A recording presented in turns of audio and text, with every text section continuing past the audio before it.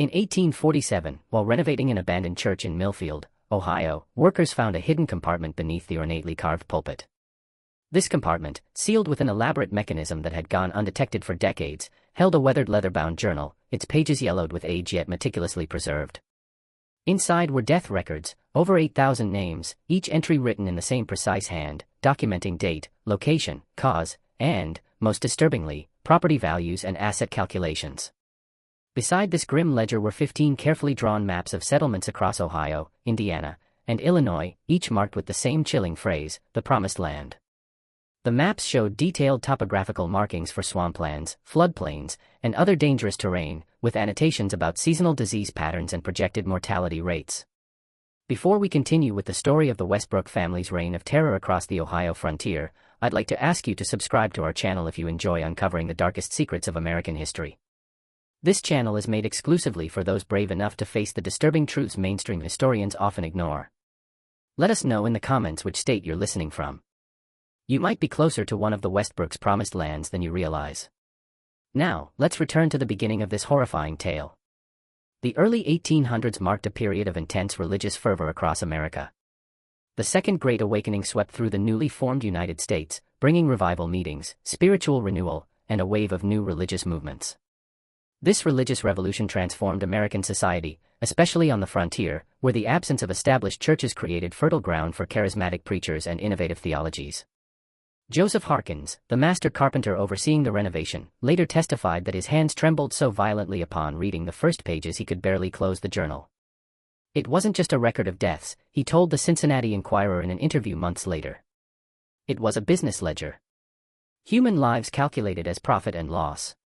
Church officials contacted local authorities immediately, and Sheriff William Blackwood arrived to take possession of the materials. By morning, however, both the journal and the maps had mysteriously vanished from the locked cabinet in the sheriff's office. 3 days later, Sheriff Blackwood was found dead in his home. His death was officially recorded as heart failure, though rumors persisted that his skin bore unusual discoloration and his eyes remained fixed in an expression of absolute terror. The deputy who discovered the body, Thomas Reed, resigned the following week and left Ohio entirely, refusing for the rest of his life to discuss what he had seen in the sheriff's bedroom. For nearly 2 centuries, the Westbrook family's Millfield mystery has remained one of America's most disturbing religious conspiracies, a calculated scheme that claimed thousands of lives through what may be the most sinister land speculation plot in American history. The documents discovered that day in 1847 gave the first comprehensive evidence of a conspiracy that had been whispered about for decades, but never fully proven until that moment. Before we continue with the story of the Westbrook family's reign of terror across the Ohio frontier, I'd like to ask you to subscribe to our channel if you enjoy uncovering the darkest secrets of American history. This channel is exclusively for those brave enough to face the disturbing truths that mainstream historians often ignore. Let us know in the comments which state you're listening from. Perhaps you're closer to one of the Westbrook's promised lands than you realize. Now, let's return to the beginning of this horrifying tale. The early 1800s marked a period of intense religious fervor across America. The Second Great Awakening swept through the newly formed United States, bringing with it revival meetings, spiritual renewal, and a wave of new religious movements. This religious revolution transformed American society, particularly on the frontier, where the absence of established churches created fertile ground for charismatic preachers and innovative theologies. Camp meetings could draw thousands of people who would travel for days to attend, often experiencing what they described as direct divine intervention, fainting, speaking in tongues, and receiving visions that changed their lives. Ohio, having achieved statehood in 1803, represented the gateway to America's western frontier, a place where land was plentiful, oversight was minimal, and ambitious men could reinvent themselves far from the watchful eyes of established society. The state experienced explosive growth during this period.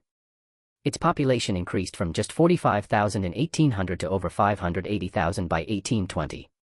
This rapid expansion created a chaotic environment where new settlements appeared overnight and religious communities could establish themselves with minimal scrutiny.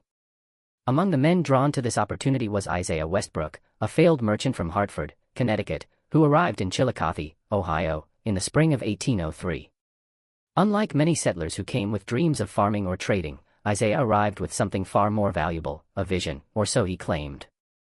Standing over 6 feet tall with piercing blue eyes and a commanding presence enhanced by a full, meticulously groomed beard, Isaiah quickly established himself as a lay preacher. He began within established Methodist circuits but gradually formed his own independent congregation. He possessed a voice contemporaries described as thunder wrapped in velvet, powerful enough to reach the back of any gathering, yet intimate enough to make each listener feel personally addressed. God has led me to this place, he told the small group gathered to hear him in the town square that first summer, his voice carrying across the humid Ohio air. He has shown me that this land, this Ohio country, is to be a new Jerusalem for his chosen people. The old churches of the East have grown corrupt and complacent. Here, where the forests still echo with the voice of creation, we shall build a pure faith. Isaiah's charisma was undeniable. Those who encountered him frequently described an unusual intensity in his gaze, a certainty in his words that seemed to transcend ordinary faith. Hannah Weathers, whose journal provides one of the few first-hand accounts of Isaiah's early preaching, wrote, "When Reverend Westbrook speaks of divine visions, even the most skeptical find themselves nodding in agreement. There is something in his eyes that makes disbelief seem impossible, as though he can see straight through to your soul and address the doubts you've never spoken aloud." Within months, his roadside sermons were drawing crowds from miles around. By winter, a small but devoted congregation had formed around him, calling themselves the faithful of the new promise. Isaiah's theology was a calculated blend of familiar Christian doctrine and innovative interpretations that positioned him as a uniquely authoritative voice. He emphasized direct divine revelation, the imminent establishment of sacred communities, and the special status of those who recognized his calling, elements that would later prove crucial to his scheme. What few of Isaiah's followers knew was that he was not alone in his enterprise. His younger brothers, Daniel and Samuel Westbrook, had arrived quietly in Ohio several months before him, traveling separately and establishing themselves in different settlements to avoid suspicion. While Isaiah preached, Daniel and Samuel were busy purchasing large tracts of land throughout the region, often selecting properties that appeared worthless on paper, swamplands, rocky hillsides, and flood-prone river bottoms. They paid pennies on the dollar for these seemingly worthless parcels, using funds from their family's failed mercantile business in Connecticut, money that rightfully belonged to their creditors. Each brother played a distinct and carefully calculated role. Isaiah, the eldest at 36 when they arrived in Ohio, provided the charismatic leadership and theological framework. With his commanding presence and persuasive oratory, he became the public face of their movement. Daniel, the middle brother at 33, possessed a scholarly demeanor and had studied briefly at Yale Divinity School before financial troubles forced his withdrawal. He crafted the theological justifications for their scheme, producing volumes of religious texts that lent intellectual credibility to Isaiah's visions. Samuel, the youngest at 29, was the practical executive, a shrewd businessman with a talent for property law and financial manipulation who managed their growing portfolio of land holdings.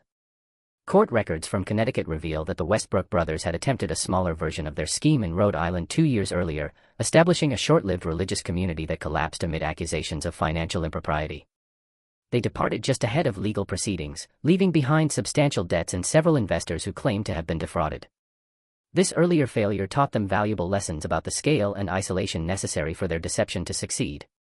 The Westbrook brothers established their first permanent church in Millfield in 1805, a modest wooden structure that nonetheless featured an unusually elevated pulpit with ornate carvings.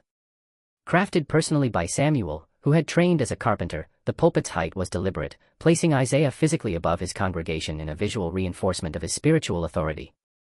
The church's founding coincided with Isaiah's most significant revelation to date. "God has shown me a vision," he announced to his congregation on a cold January morning, his breath visible in the unheated church. "There is a place not 30 miles from here that he has designated as a promised land for our people. A place of abundance where those faithful to our calling shall prosper as never before. The Lord has guided my hand in securing this sacred ground for our community, that we might establish a settlement pure in his sight." This first promised land was located near present-day Logan, Ohio, a marshy area in the Hocking River Valley that the Westbrooks had purchased for a fraction of its assessed value due to its reputation for summer fevers. What Isaiah's followers didn't know was that this land sat in one of the worst malaria zones in the entire Ohio Valley, a fact well documented by earlier settlers who had abandoned attempts to farm there after devastating losses. James Harrington, a farmer who had briefly settled in the area 2 years earlier and lost 3 children to disease, attempted to warn several families about the danger. "That place is death in summer," he reportedly told Ezekiel Winters, one of Isaiah's most devoted followers, catching him after a service one Sunday. "When the heat comes, the fever follows. I lost my children there before I understood what was happening. No amount of clearing or drainage will fix that land. Something in the very air brings sickness." His warnings went unheeded. Isaiah had prepared for such skepticism, incorporating it into his theology. "There will be those who test your faith," he told his followers during a sermon that specifically addressed Harrington's warnings without naming him directly. Those who fear the promised land because they lack the spiritual protection that comes only through absolute devotion. Satan will send his messengers to plant seeds of doubt in your hearts. This is how your commitment will be tested. By March 1805, 47 families comprising 192 people had sold their homes and businesses, pooling their resources to purchase parcels in the Westbrooks' first promised land.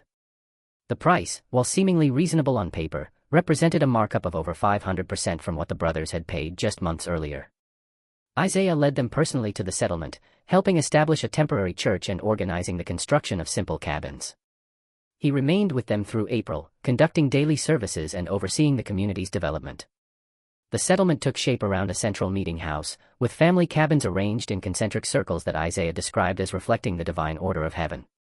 Each morning began with communal prayer, and 3 times weekly the entire settlement gathered for extended services where Isaiah expounded on his growing theology of divine selection and spiritual purification through hardship. Eden was not built without labor, he frequently reminded them as they struggled to clear the waterlogged land for planting. The promised land of our ancestors required 40 years of wandering to reach. Our testing may come in different forms, but our reward will be no less glorious.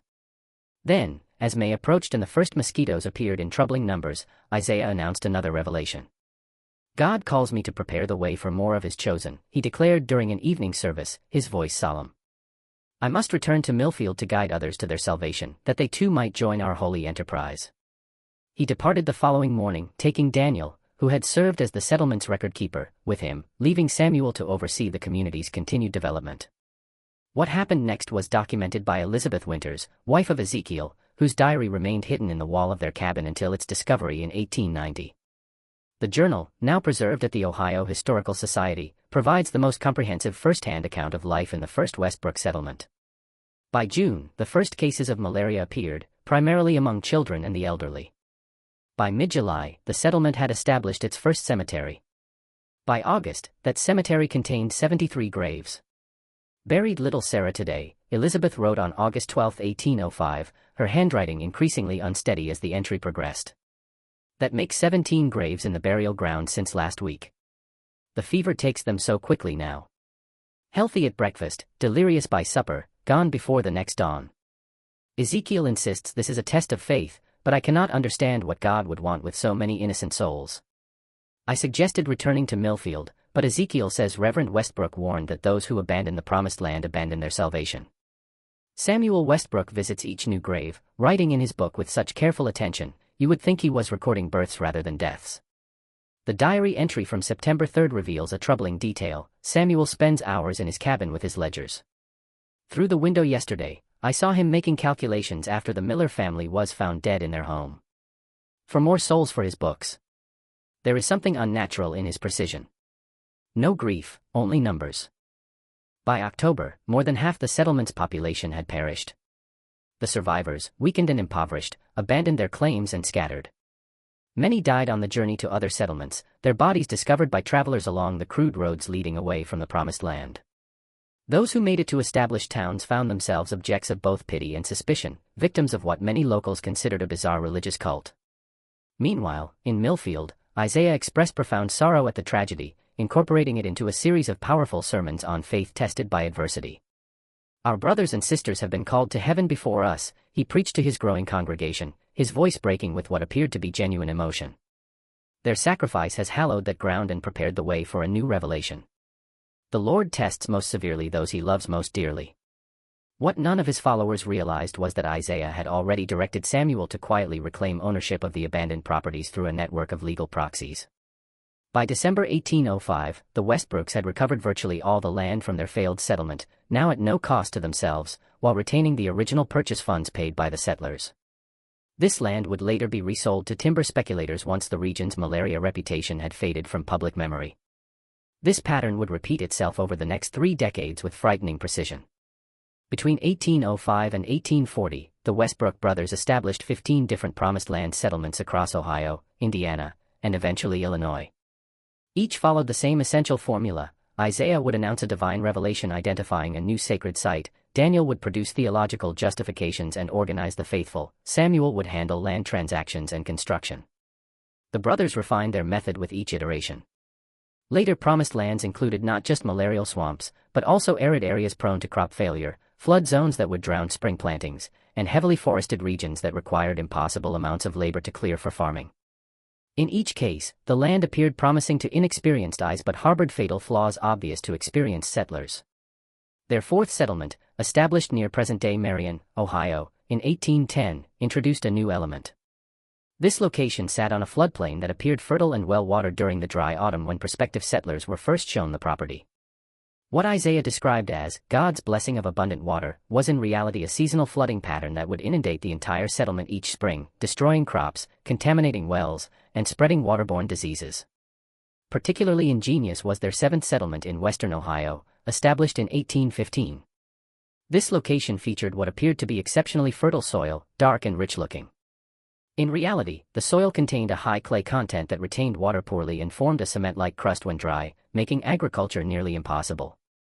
By the time settlers discovered this reality, winter had set in, leaving them trapped until spring, by which time starvation and disease had claimed dozens of lives. What the Westbrooks perfected was a form of religious exploitation unprecedented in American history, wrote historian Margaret Sinclair in her 1998 analysis of the case. They deliberately selected lands that would produce maximum casualties within the first year of settlement, allowing them to reclaim and resell the properties multiple times to new groups of faithful. Their scheme combined the worst elements of religious manipulation and predatory capitalism, weaponizing faith against the very people who embraced it most fervently. The second critical component of the Westbrook scheme emerged around 1810, when they began requiring all members to sign a covenant of faith, a document that appeared to be a spiritual commitment but functioned as a legal transfer of property rights. These covenants, drafted by Daniel with input from legal advisors the brothers quietly consulted in Cincinnati, stipulated that if a settler abandoned their land or died without direct heirs who were members of the faith, their property would revert to the church, which, legally speaking, meant the Westbrook brothers. The covenant's language was masterfully crafted to conceal its true purpose beneath layers of religious terminology. As Moses led his people through the wilderness toward lands flowing with milk and honey, so too do I commit my worldly possessions to the greater glory of our shared journey. Should the Lord call me to his side before my earthly work is complete, or should my faith falter and I depart from our sacred community, I hereby consecrate my portion of the promised land to the continuing ministry of our church, that others might benefit from the blessings I have received. Court records from Franklin County, Ohio, show that between 1812 and 1815 alone, the Westbrooks reclaimed ownership of over 400 parcels of land through these covenant clauses, most following the deaths of entire families in their third promised land settlement. The value of these reclaimed properties, even at frontier prices, exceeded $50,000, an enormous sum for the period, equivalent to millions today. As you hear these disturbing details about how the Westbrooks manipulated religious devotion for profit, consider the psychology behind such calculated deception. If this story is giving you chills, share this video with someone who appreciates dark historical mysteries. Hit that like button to support our research into America's hidden horrors, and don't forget to subscribe. This channel uncovers the stories mainstream historians often ignore, and the Westbrook conspiracy goes much deeper than most people realize. Let's continue our investigation into how these three brothers maintained their deadly scheme for decades. By 1820, the Westbrooks had amassed considerable wealth. Isaiah, now styling himself Prophet Westbrook, had established a central church in Columbus, Ohio, that rivaled the grandeur of many East Coast cathedrals. The building, constructed of locally quarried limestone with impressive stained glass windows imported from Philadelphia, stood as a physical testament to the movement's success. Its most striking feature was a towering steeple visible from miles away, a beacon drawing new converts to the Westbrooks' growing enterprise. Daniel had taken the title Apostle of the Scripture and maintained a complex theological framework that justified their increasingly elaborate demands on followers. His prolific writings filled multiple volumes, creating a distinctive theology that combined elements of Methodism, Presbyterianism, and innovative doctrines uniquely suited to the brothers' purposes. His central theological innovation, the concept of progressive revelation, held that God continuously revealed new truths to selected prophets, primarily Isaiah, and that questioning these revelations constituted spiritual rebellion equivalent to heresy. Samuel, the most private of the brothers, managed their extensive property holdings and financial affairs from a fortified estate outside Cincinnati. Unlike his more public brothers, Samuel cultivated a reclusive image, reinforcing the perception that he was engaged in deeply spiritual work requiring isolation. In reality, his estate functioned as the operational headquarters for their financial empire, with a small staff of clerks maintaining detailed records of properties, deaths, and profits. Their organization had evolved significantly from its humble beginnings. By 1825, the Westbrook Church claimed over 3,000 members across Ohio and neighboring states. Most adherents were not residents of the deadly Promised Land settlements, but rather conventional congregants who attended regular services and provided financial support through tithes and donations. This broader membership provided both legitimacy and a continuous stream of potential recruits for new settlements. The brothers had also developed a hierarchical structure that insulated them from direct involvement in the most controversial aspects of their operation. Elders and deacons, trusted lieutenants who had proven their loyalty, now handled day-to-day responsibilities of settlement management and property transfers. This arrangement allowed the Westbrooks to maintain plausible deniability about conditions in the settlements while continuing to profit from their collapse. Their growing wealth enabled increasingly sophisticated methods. Land purchases were conducted through a network of shell companies and proxies, making it difficult to trace property ownership back to the church. Settlement supplies were provided through church-owned businesses at inflated prices, creating an additional revenue stream. Even burial services for the inevitable casualties were monetized through a church-controlled mortuary operation that charged grieving families for consecrated caskets and cemetery plots. The brothers might have continued indefinitely had it not been for the arrival of a young woman named Martha Collins. In the spring of 1838, Martha, a 22-year-old from a respected Boston family, traveled to Columbus to visit her cousin Emma, who had joined the Westbrook Church the previous year. The daughter of a prominent attorney with connections to Massachusetts political circles, Martha had received an education unusual for women of her era, including studies in accounting and property law under her father's guidance. Described in contemporary accounts as possessing a quiet determination and uncommon perceptiveness, Martha initially attended services out of politeness but quickly became concerned by what she witnessed. She noted discrepancies between the church's proclaimed values and its operational practices, particularly the lavish lifestyle enjoyed by the Westbrook brothers in contrast to the austere conditions encouraged among their followers. Isaiah Westbrook is no ordinary preacher, she wrote to her father in April 1838 in a letter preserved in the Collins family archives. He speaks with an authority that seems to bypass people's reason entirely. When he identifies families chosen for the next Promised Land settlement, they respond as if receiving the greatest of honors, though I've noticed these selections often target those who have recently come into inheritance or sold businesses for cash. There is a calculated pattern to these selections that troubles me deeply. Martha's letter continued with an observation that demonstrated her unusual perceptiveness. The most disturbing aspect is not the content of his sermons, but rather what happens in their aftermath. I have observed Samuel Westbrook, the brother who rarely preaches, engaged in quiet conversations with church elders immediately following the announcement of chosen families. These discussions have the character of business transactions rather than spiritual counseling. Martha's suspicions deepened when her cousin Emma was selected for the sacred honor of serving as a personal assistant to Daniel Westbrook. This position gave Emma, and, by extension, Martha, access to the private offices maintained by the brothers in Columbus. Martha leveraged this opportunity with remarkable strategic thinking, crafting a persona of naive devotion that allowed her to move through the church's headquarters without arousing suspicion. What Martha discovered there would ultimately unravel the Westbrooks' empire. While organizing papers in Daniel's study one afternoon in early May, she came across a locked cabinet of unusual design. Emma, having been entrusted with keys as part of her duties, innocently provided access when Martha expressed curiosity about its contents. Inside, Martha found detailed maps of all 15 Promised Land settlements, with annotations documenting soil conditions, drainage problems, and disease patterns. Most disturbing were the meticulous records of deaths, thousands of names organized by settlement and year, with property values noted alongside each family. These documents revealed the full extent of the Westbrook scheme, including projections of expected mortality rates for each settlement location and calculations of anticipated property reclamation values. One particularly disturbing document outlined what was called the selection criteria for covenant families, a methodology for identifying prospective settlers with maximum financial assets and minimal extended family connections who might later make claims on their property. I cannot express the horror I felt, Martha later wrote in a deposition given to Ohio state authorities. These were not records of tragic losses. They were inventory lists, human lives reduced to financial calculations with projected mortality rates for each settlement. They knew. They had always known exactly what would happen to these people. The deaths that Isaiah proclaimed as divine tests were in fact carefully engineered outcomes designed to maximize property acquisition while minimizing legal complications. Martha's discovery coincided with the Westbrooks' preparations for their 16th settlement, potentially their most ambitious and deadly. Located in a remote area of southern Illinois, this new Promised Land sat in a region notorious for both malaria and violent conflicts with remaining Native American populations.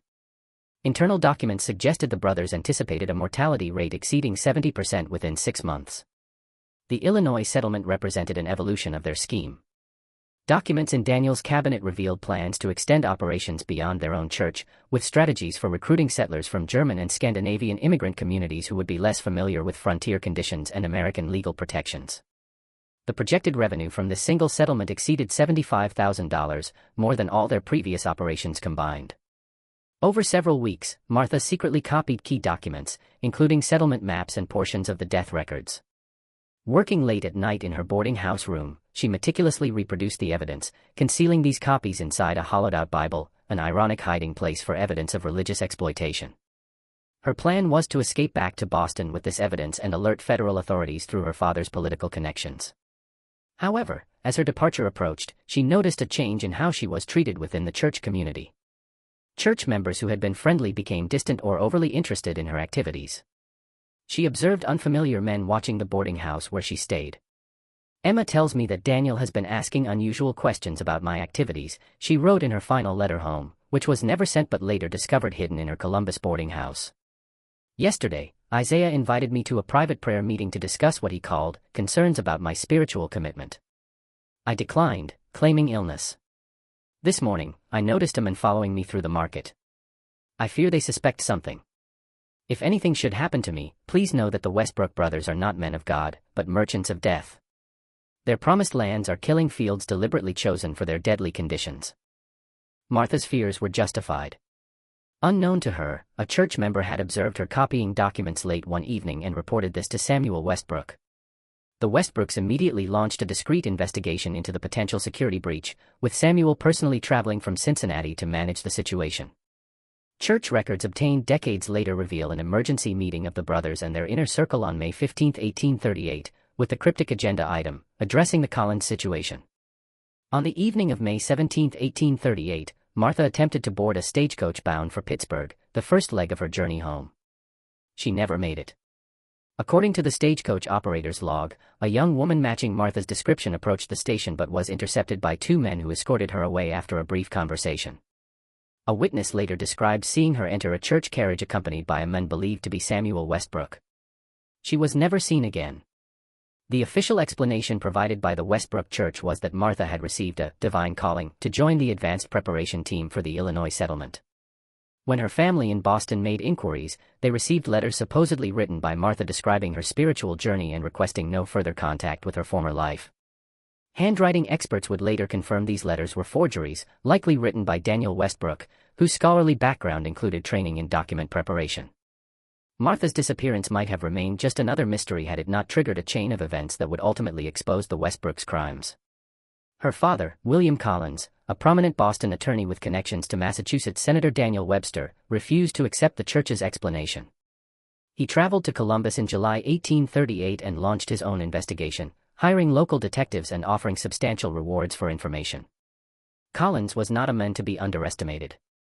His legal practice had handled several high-profile cases in Massachusetts, and he approached his daughter's disappearance with the same methodical determination that had made him successful in the courtroom. He established a base of operations in Columbus and began systematically interviewing church members, offering financial incentives for information that quickly exceeded what the Westbrooks could counter. This external pressure coincided with growing internal fractures within the Westbrook organization. Their decades of success had bred arrogance and carelessness. Isaiah's sermons had become increasingly apocalyptic, promising divine retribution against enemies of the faith, thinly veiled threats against anyone who questioned their authority. Daniel had developed a laudanum dependency that affected his reliability, occasionally making contradictory theological pronouncements that confused followers. Samuel, always the most pragmatic brother, had begun transferring assets to accounts in New Orleans, possibly planning an exit strategy. These vulnerabilities created an opening for Jacob Miller, a deacon in the Columbus church who had served the Westbrooks faithfully for nearly 20 years. Miller had recently lost his daughter and grandchildren in the Illinois settlement's first summer, victims of what church records dispassionately classified as marsh fever. His grief turned to rage when he accidentally discovered documents suggesting the Westbrooks had specific knowledge of the settlement's deadly conditions before sending settlers there. The tipping point came when Miller overheard Samuel discussing Martha Collins' permanent silence with another church elder. The conversation, which took place in what they thought was an empty church office, included references to handling the situation the same way we handled the Peterson woman in 29, an apparent reference to another disappearance that had never been investigated. In September 1838, Miller made contact with William Collins, providing insider confirmation of Martha's discoveries. More importantly, he revealed the existence of the brothers' most closely guarded secret, a master ledger containing records of all deaths, property transfers, and profits from each settlement since 1805. This ledger, which the brothers referred to as the accounting, was supposedly kept in a hidden compartment beneath the pulpit of the original Millfield Church, which now served primarily as a historical shrine for the movement. They call it the accounting, but not in the sense of financial records alone, Miller told Collins in a sworn statement. It's their understanding of a divine accounting, a record they believe justifies their actions. Isaiah has convinced himself that these deaths serve a greater purpose. Daniel has constructed elaborate theological justifications. But Samuel, he sees only the profits. He keeps that ledger as a businessman keeps a record of successful transactions. Armed with this information, Collins approached Ohio Governor Wilson Shannon, who authorized a discreet investigation to avoid tipping off the Westbrooks. State authorities planned a coordinated seizure of documents from multiple church locations for December 1838, but their operation was compromised by a church sympathizer working in the governor's office. Warned of the impending investigation, the Westbrooks initiated what church members were told was a purification ritual, in reality, a massive destruction of incriminating evidence. Fires burned for 3 days at church properties throughout Ohio, with Samuel personally overseeing the removal of financial records from their Cincinnati headquarters. Witnesses reported seeing wagons loaded with document boxes departing for unknown destinations under armed guard. The most dramatic confrontation occurred at the Millfield Church, where Isaiah himself arrived with several loyal followers to retrieve the accounting. They were interrupted by local Sheriff Thomas Redfield, who had received an anonymous tip, later revealed to be from Jacob Miller. The ensuing confrontation left 2 church members dead and Isaiah wounded, but the Westbrooks escaped with most of their critical documentation. This episode launched what newspapers of the day called the Westbrook Exodus. Over the next 3 months, the brothers liquidated what assets they could and fled south toward New Orleans with approximately 60 loyal followers. Their journey was tracked through Kentucky and Tennessee by a combination of private detectives hired by Collins and federal marshals responding to formal charges of fraud and conspiracy filed in Ohio courts. The investigation expanded as they fled, with authorities in multiple states discovering additional evidence of the brothers' crimes. In a Nashville hotel room abandoned by Daniel, investigators found partial records suggesting the brothers had begun exploring similar schemes in Texas and even Central America, with notes about settlement opportunities in regions known for yellow fever and other tropical diseases. The brothers' final days remain shrouded in conflicting accounts. The most widely accepted version, based on court testimonies from former followers who later surrendered to authorities, places all 3 Westbrooks on a steamboat bound for New Orleans in February 1839. According to these accounts, as federal authorities closed in, Samuel betrayed his brothers, escaping with most of their remaining fortune during a stop in Natchez, Mississippi. Sarah Holloway, one of the loyal followers who accompanied the brothers on their flight south, later provided testimony that offered rare insight into their deteriorating relationship. By Natchez, they were hardly speaking. Isaiah spent his days in prayer, convinced that divine intervention would yet save them. Daniel was barely coherent most days, lost in laudanum dreams. Samuel watched them both with growing contempt. The night before we reached Natchez, I overheard him tell Isaiah, "Your God has abandoned us, brother. It's time I look to my own salvation."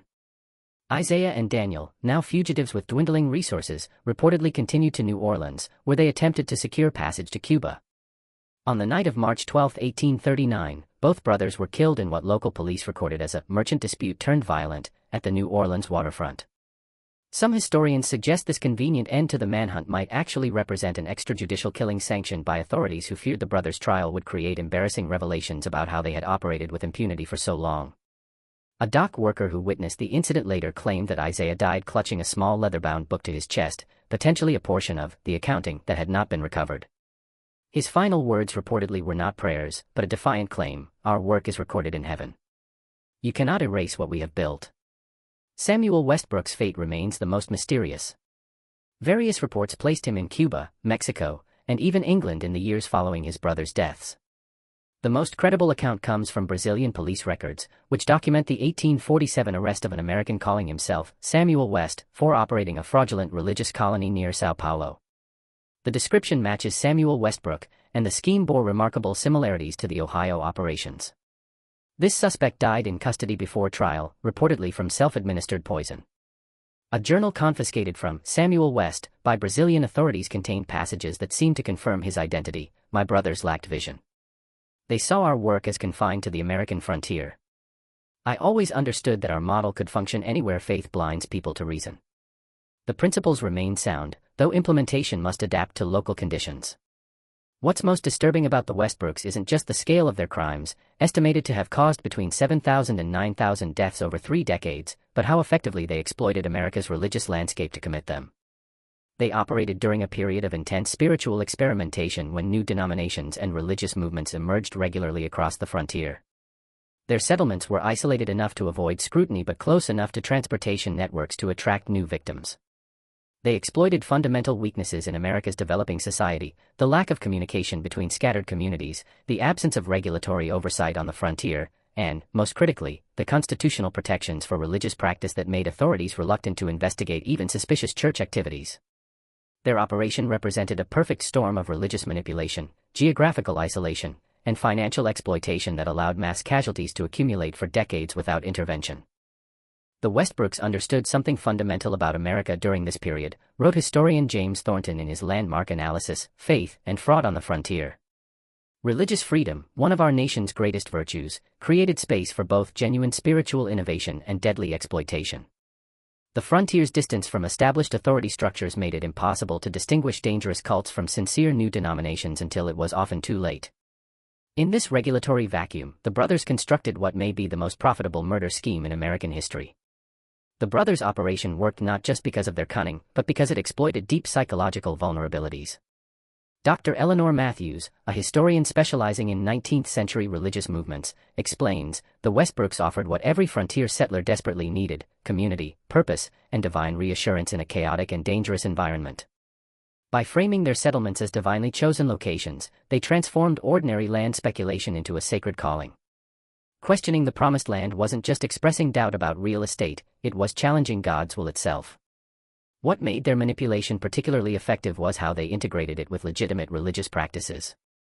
Sunday services in Westbrook churches followed recognizable Protestant formats. Their hymns were standard Methodist and Baptist compositions. Their basic theological tenets, salvation through faith, the importance of community, preparation for Christ's return, aligned with mainstream Christianity. This veneer of normalcy made the dangerous innovations harder to detect. Few people realized that what made the Westbrook scheme so effective was their deep understanding of both theology and human psychology. In a time when religious identity was central to most Americans' lives, they crafted a narrative that made questioning their authority equivalent to questioning God himself. This channel is exclusively for those who seek the unvarnished truth about America's darkest chapters. If you've stayed with us this far, you're clearly someone who values historical honesty over comfortable myths. Hit that subscribe button and notification bell if you haven't already, and share this video with others who appreciate these hidden histories. The aftermath of the Westbrook conspiracy reverberated through American society for decades. In Ohio, the scandal prompted the first state laws regulating religious land holdings and requiring financial transparency from churches. The Westbrook regulations, as they came to be known, established precedents for distinguishing between religious freedom and fraudulent exploitation that influenced legislation in multiple states. Several promised land settlements were eventually reclaimed by survivors and their descendants, though many remained abandoned, grim monuments to a tragedy too painful to reclaim. The sites themselves became the subject of local legends and superstitions. The original Logan settlement, where the first victims died, remained uninhabited for nearly 50 years after the Westbrooks' exposure. Local residents reported unusual phenomena around the abandoned cabins, though these stories likely reflected the psychological impact of knowing what had occurred there rather than any supernatural presence. When the land was finally redeveloped in the